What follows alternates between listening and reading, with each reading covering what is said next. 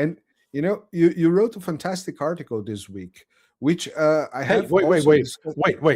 I always write fantastic articles. Come on. Okay, so all right. Go It's ahead. because I have to say that because I cannot say just you wrote an article. Oh, okay. No, you wrote a fantastic article because you always do. That's right. Yeah. That's nothing different from that. Where you meticulously analyze the main products that are shipped through the Strait of Hormuz and even through the Strait of Bab el-Mandeb. You mean Strait of Hormuz? Exactly, yes, and also there from the Red Sea to the Red Sea. And I have been discussed this. One of the points that I have been discussed is the fertilizer thing, which also goes together with. I also asked that to Stas last week. It goes together with the black earth that you have on Russia and Ukraine. Ukraine. Yeah, on Ukraine. Russia and Ukraine, but also the focus is Ukraine. And one of the ideas that we have is that a artificial famine is being built, is being engineered. A global artificial famine is being engineered. And I have this that I'll put stuff on the screen today. New stuff. Yeah. I have this print from Truth Social, world's most powerful reset, President DJT. We know that those crazy dudes from WEF, they have this great reset stuff, and it looks a lot to me like the United States is trying to destroy global economy and also people because they are just not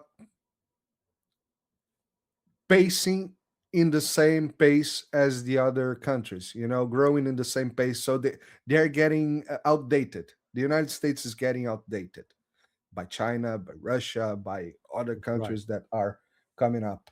And, if you can beat them, you bring them down with you. That's one thing that I learned when I was young.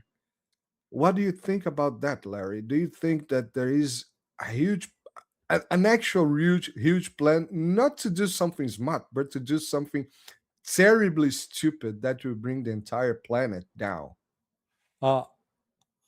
I'm reluctant to believe that, just by virtue of the time I spent in government, where I saw how chaotic, how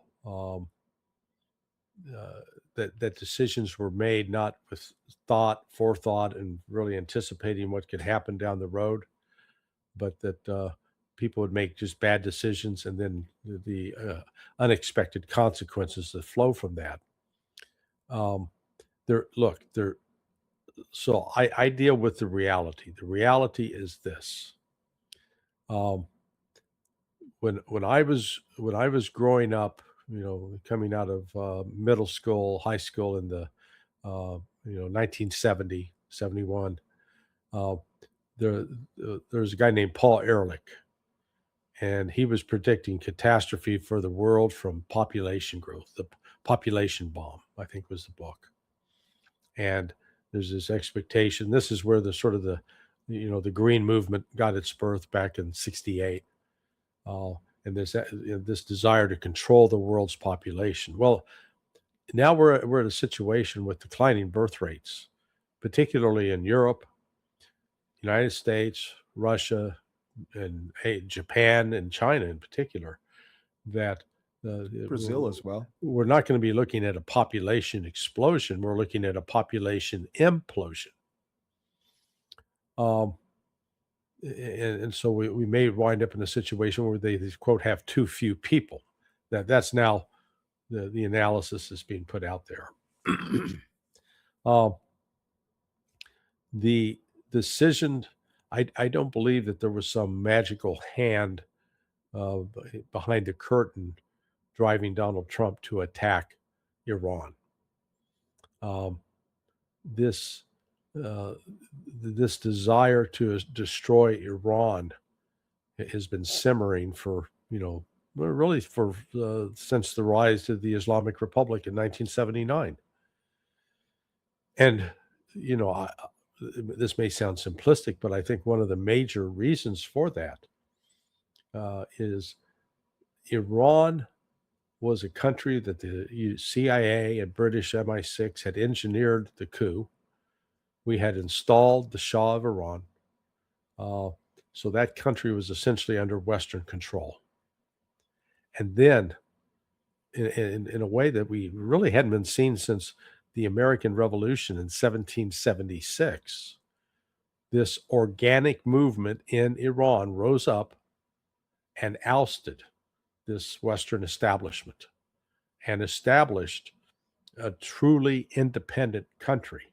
It was not, they were not a tool of Russia. They weren't a tool of China. They weren't a tool of anybody. They were their own being.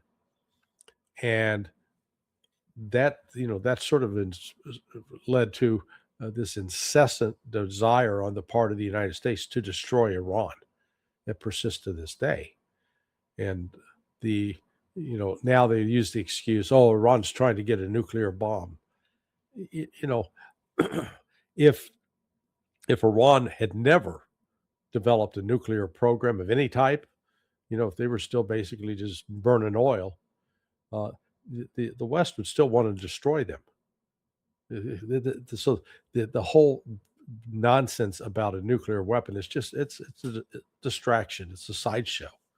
It's just an excuse for trying to destroy Iran. And so that's why I say that Iran was not part of some grand plan. Similarly, the rise of Russia from the ashes of the 90s into what Russia is, that's not part of some grand plan. If anything, if there is a grand plan out there, that's why they hate these countries so much, because they are not going with the program of this globalist program, which promotes homosexuality and to an extreme.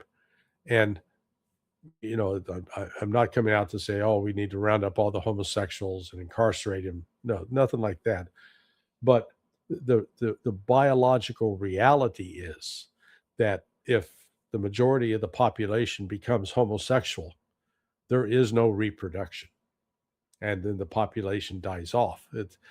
Darwin takes over, and so all those who aren't reproducing, they're going to die off anyway. Uh, so um, that's another reason I think that there's such animus directed at countries like Iran and Russia now under, if you will, new leadership, because Russia too has faced a declining birth rate, but the government is actually doing everything possible to encourage people to get married and have kids. They've actually got a program, a plan to do something about it, as opposed to like the United States has no plan. It's just sort of like drifting along, waiting to see what happens. Yeah, that's right. Russia has this recent, about 2 or 3 years ago. Putin came out with this plan for families with 4 or plus kids, Yeah, with a lot of incentive, yeah, financial incentive. Well, they need to grow up the population. I always have discussions with some good Portuguese friends, and one of the points that we come is that, oh yeah, the immigrants are paying off for yeah, the European elderly. But what's going to happen when the immigrants become elderly? Are we going to import more immigrants? yeah, yeah, Are we going to send them home to not pay uh, uh, retirement? Which sounds a lot like what the United States was trying to do when Trump arrived. Just shooting shouting people out of the United States. Just move. We don't want to. We don't want to pay whatever you want to receive for when right, you get elder. right. And yeah, this I think it all goes to the most important group, you know union that we have, that is the family. Whatever reason, or whatever the family looks like, the family is it's the beginning of the union. Right. And then you have friends, and then you have neighbors, and then you have all this. Destroying these connections goes pretty much like something that disunite people to not fight against the ones that don't want to be fought against. Right.